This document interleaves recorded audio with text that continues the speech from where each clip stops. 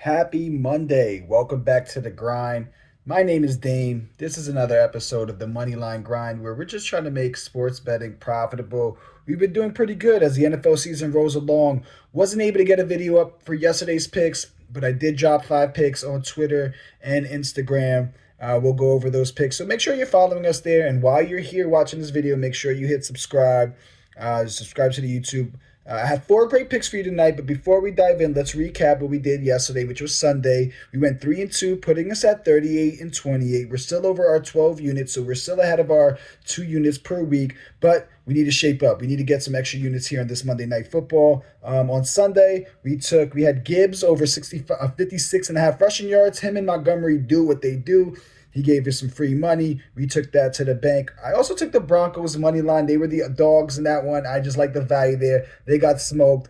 Makes sense why I thought there was value there.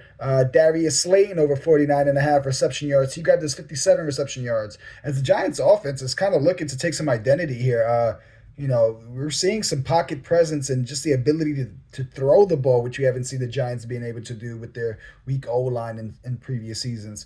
Jaden Daniels let us down. We thought he could get at least 45 rushing yards. He had about half that. He had 22 rushing yards against the Ravens, who looked to lock it down, and they did so. Shout out to the Ravens on that one. And then we took the Pittsburgh Steelers -3. This was just me using my eyes here. I really thought it'd be very difficult for the Raiders to score, even if they were at home. And, Steelers ended up winning by 19. The score was 32-13, and we got paid. But let's get paid more. We need a jump. We need a couple units here. I got a 2-unit bet. My last bet would be a 2-unit bet.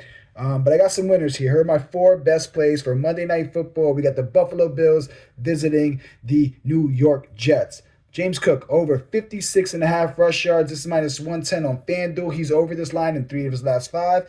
He's over against his rushing line in general in 3 of his last 5. The Jets lock up the pass game. So I think this leads to the Bills trying to get some chains moving eventually after they see they've gone 3 and out, trying to do a couple of 3 straight pass plays, sets, and then you have to run the ball. You're going to just have to run the ball to try to at least hold on to the ball because the Jets will dominate the football, especially at home. We saw Cook put up 20 rushing attempts last week against the Texans.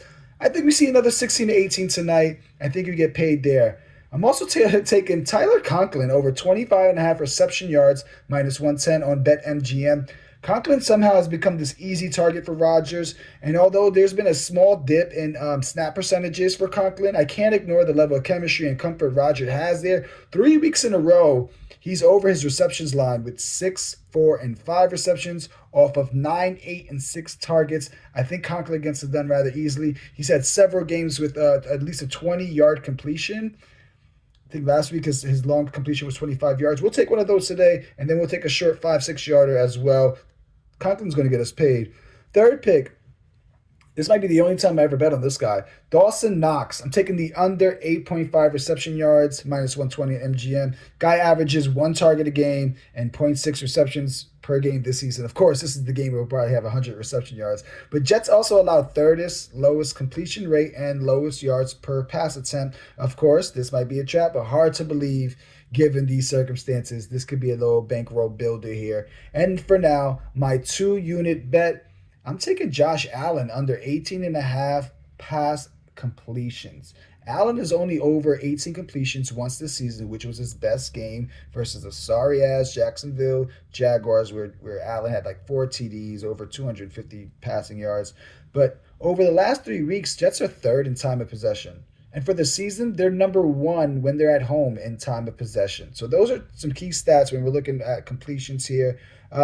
They also allowed the 3rd lowest completion percentage and the 2nd least pass yards, which of course leads to why opposing teams run the 5th fewest passing plays per game against the Jets. It's always a lot to word these correctly.